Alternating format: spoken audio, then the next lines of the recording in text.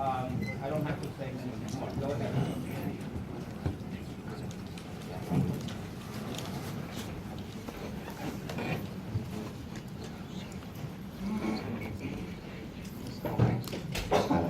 Our project was RAfY, the robotic arm for yo-yo. I am Sean Howard, and our team members were Nabiha Abdul Qadir, Stephen Adriano, David Hatch, and Omed Amin. And this is RAfY.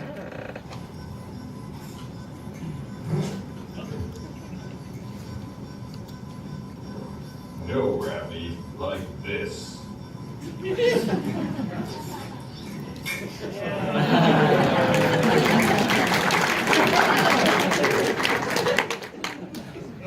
So the goal of our project was to design and create a robot which can successfully throw and catch a yo-yo 3 times.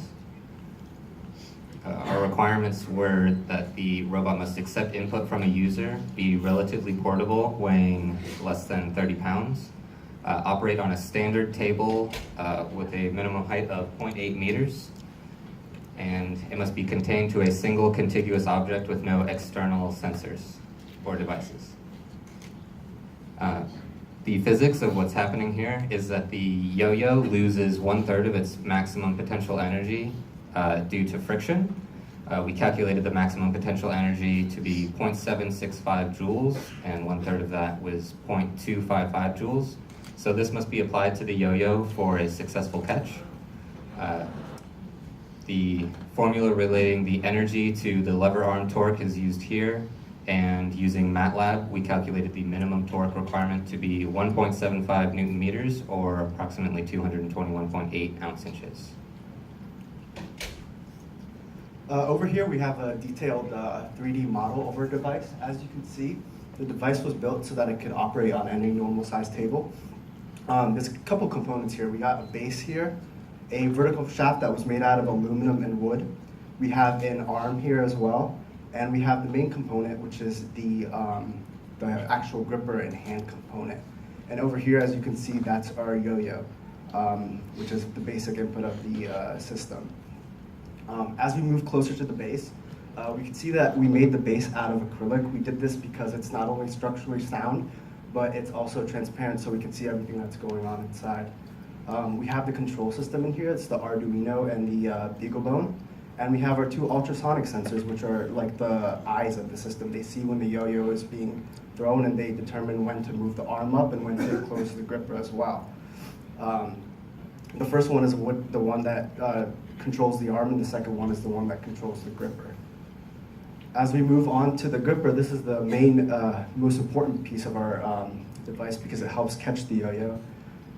We have this gripper here that was 3D designed and printed in-house here at George Mason University. This is a very key component to our device because it's customly designed to fit around a butterfly yo-yo, which is what most of the professionals are using. And RAfY is a professional, of course. And over here we have the yo-yo finger, which is where we tie the string. And that's all mounted onto an aluminum bracket. As we move around the system, we can see what's going on behind. So we have the wrist component, which is operated by the high-tech HS5685 MH servo. This is what causes the wrist to go up and down.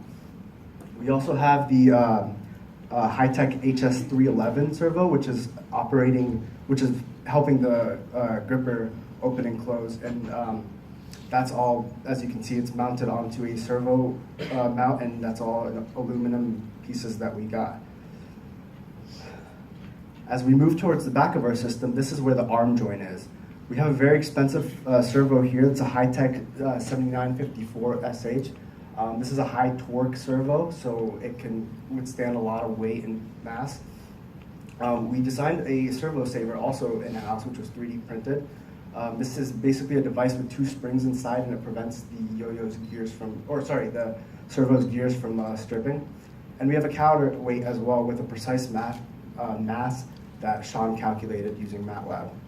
And that is the overall system.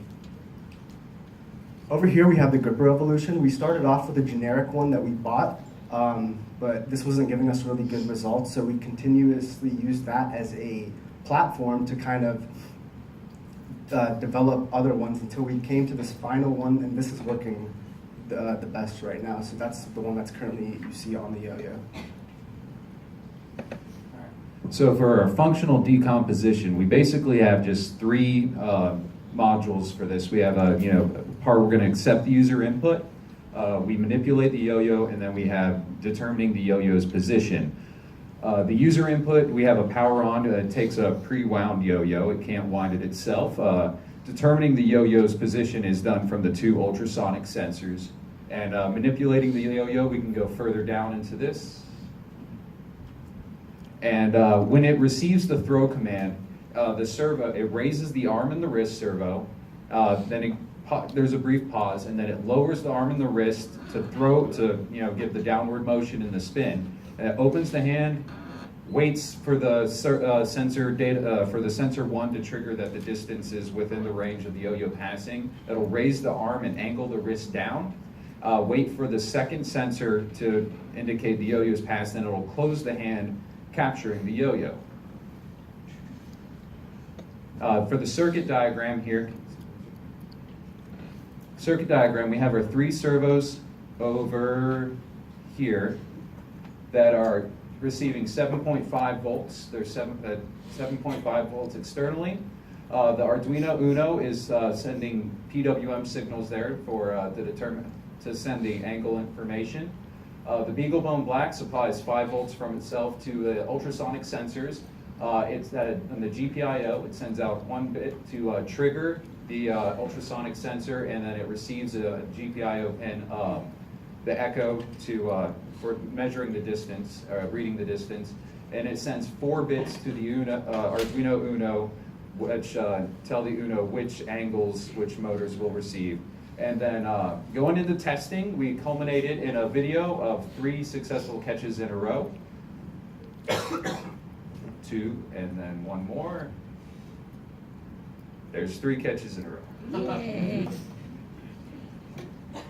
So as David mentioned, we used 2 ultrasonic sensors. One was used to trigger when the arm would pull up, and the other one would be used to trigger when the hand was going to close. And here is the data we collected. Each one of these lines represents one of the runs of the arm raising, throwing, and then catching. And in each line you can see 2 dips. The first dip is when the first ultrasonic sensor triggers and it pulls it back up.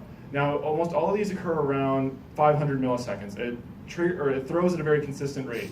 After this, each one triggers, or the second one that tells it when to close the hand, triggers at fairly different times, about 400 milliseconds worth of difference.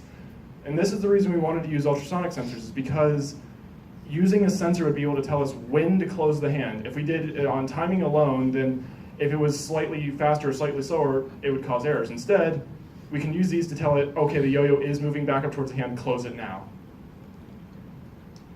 So we decided to take the last 10 tests we used and use those to determine an approximate success or approximate catch rate. And 7 out of 10 throws were successful at catching the yo-yo.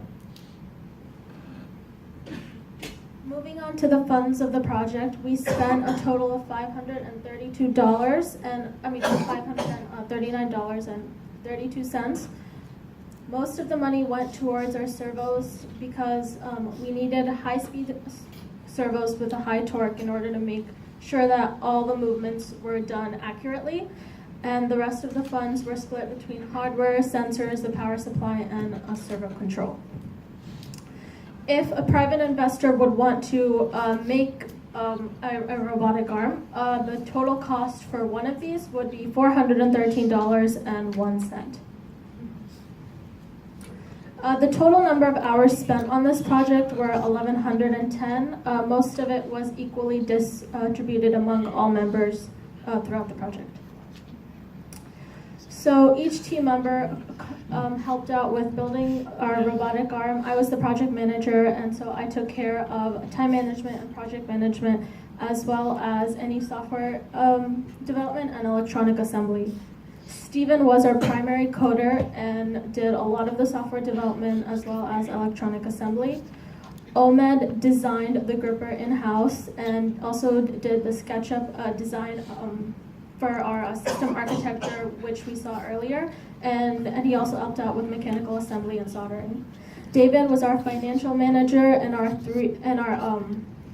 3D printing manager. He took care of printing all our products, and he also designed the servo saver in-house and also helped out with mechanical assembly. Sean made the physical model for the system. He built the entire base and did all the acrylic cutting and mechanical assembly. So some things we learned throughout the project was it's important to always have backup plans. Overestimating is not a bad thing. We went through a lot of different servos in order to find the perfect one, and we also realized that the most expensive servo is not always the best. We have a cheap old $10 servo for the gripper, and it works much better than the $40 servo that we originally had. So it's important to always try various different types of things in order to see what's best. Some technical skills we learned along the way were 3D modeling and printing, 2D laser cutting, multi-microcontroller integrating, and servo controlling in general. We want to extend a special thanks to Professor Carl Schaefer, who was our faculty supervisor for this project, Dr. Daniel Lafaro, and Dr. Craig Horry for helping us throughout the project and giving us advice. Dr. Peter Pakowitz, the ECE department, for giving us the resources we needed for the project, as well as family and friends for their continued support throughout this project. Thank you so much. And we have to open for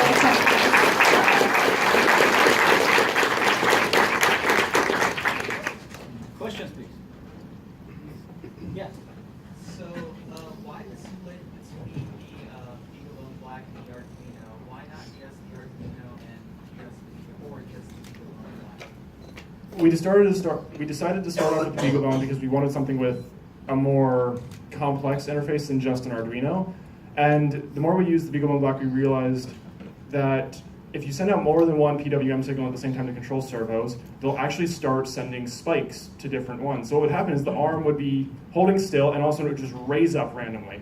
So we decided we wanted another interface, and we decided to use an Arduino Uno. We had one at the time and we decided to try it out, and it worked pretty well, so that is why we're using that specific model. Other question? Oh, come on. So what? Yes. How did you arrive at the gripper model that you have now? What was the desirable characteristic that you needed to force this evolution? So we started off with the one that we bought.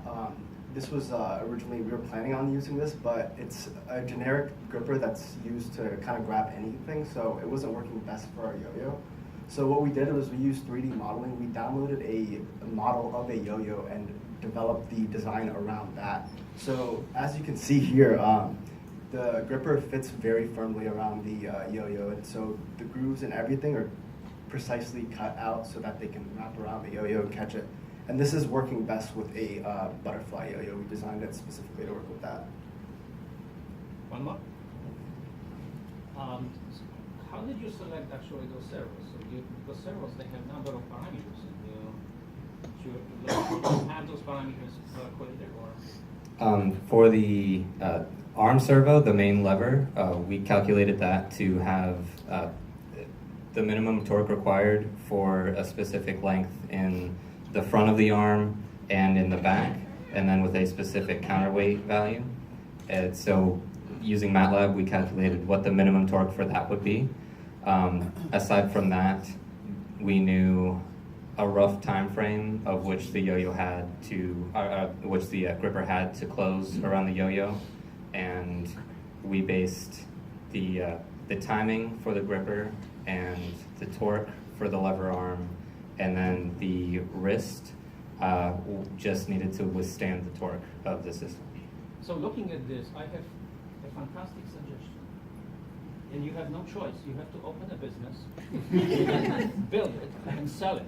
Why I'm saying this? Because last semester we had another project, successful project, and students opened a company, and they are going to sell no longer prototype, but real system.